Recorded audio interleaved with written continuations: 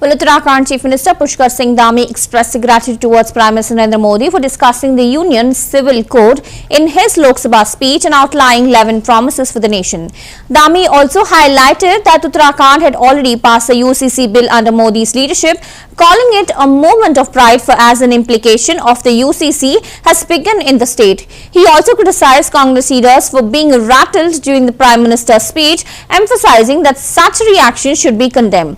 Well, Dhami also reiterated that the BJP and NDA are committed to upholding the constitution and country's values. He also reminded that Dr. B.R. Ambedkar had advocated for a uniform civil code, which is enshrined in Article 44 of the Indian Constitution.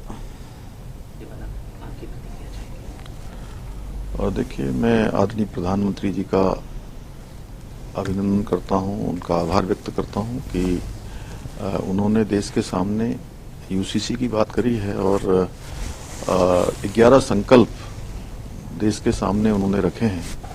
निश्चित रूप से हमारा राज्य उत्तराखंड आदरणीय प्रधानमंत्री मोदी जी के मार्गदर्शन में पहले ही यूसीसी का विधेयक पारित कर चुका है और हम सौभाग्यशाली मानते हैं देवभूमि उत्तराखंड के लोग कि ये यूसीसी की जो गंगोत्री है, यूसीसी की गंगा है।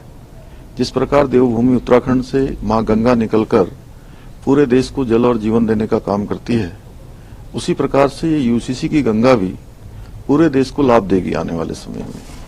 और कल हैरान करने वाली बात थी कि जब आदरणीय प्रधानमंत्री जी 75 वर्षों के गौरवशाली देश की यात्रा का वृतांत रख रहे थे, संसद के अंदर जब अपनी बात रख रहे थे, उस समय कांग्रेस के लोग इस प्रकार से तिलमिलाए थे, इस प्रकार से वो जो है संसद को डिस्टर्ब कर रहे थे। निश्चित रूप से उसकी जितनी निंदा की जाए वो कम है, क्योंकि इन्होंने देश के अंदर 60 सालों तक राज किया है और देश के इन 60 सालों में इन्होंने देश को अनेक तरीके से पीछे धकेलने का काम किया, संविधान का गला घोटने का काम किया, देश की आत्मा को लहूलुहान करने का काम किया और इन्होंने देश के अंदर आपातकाल थोपने का काम किया।